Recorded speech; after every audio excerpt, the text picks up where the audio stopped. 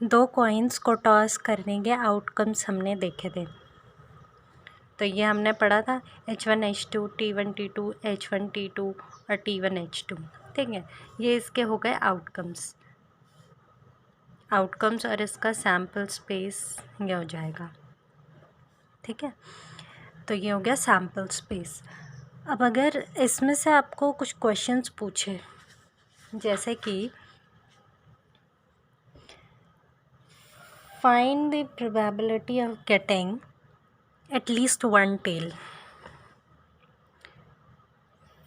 Find probability of getting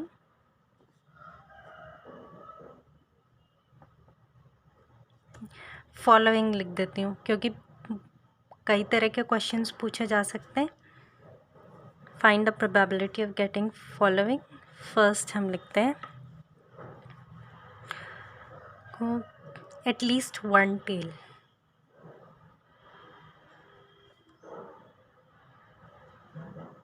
at least one tail, तो one tail हमारे पास किस में आ रहा है? एक इसमें आ रहा है, एक इसमें आ रहा है और इसमें भी आ रहा है। एटलीस्ट मतलब कम से कम एक टेल हमें चाहिए। कम से कम एक टेल का मतलब कम से कम एक होना चाहिए, एक से ज़्यादा कितना भी हो सकता है। तो ये हमारे पास कितने में है? 3 में है, तो 3/, और टोटल नंबर ऑफ़ आउटकम्स हमारे पास है 4, तो ये हो गया 3/4। ठीक, अगर पूछा जाए एटलीस्ट वन हेड, टेल की जगह हेड आ जाए तो क्या होगा? देखो एटलीस्ट वन हेड कहाँ पर है? क्या यहाँ पर है, यहाँ पर है, यहाँ पर है।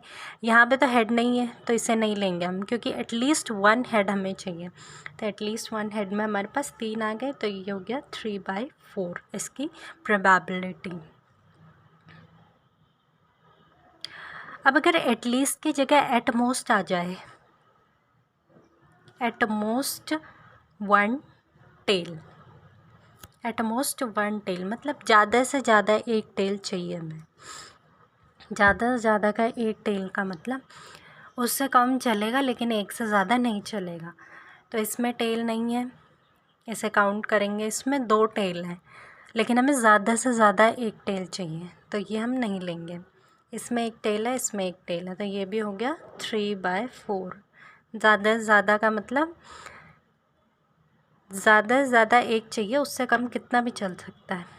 ठीक है, सिमिलरली एटमोस्ट वन हेड के लिए आप क्या लेंगे? एटमोस्ट वन हेड में हम ये नहीं लेंगे,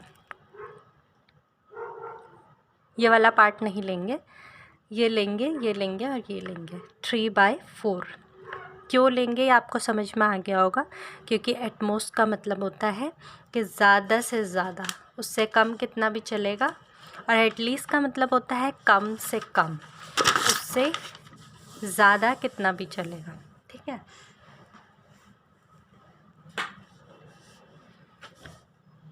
अब अगर आपको 4 पार्ट हमने कर लिया था, 10,000 5th पार्ट। तो अगर पूछा जाए कि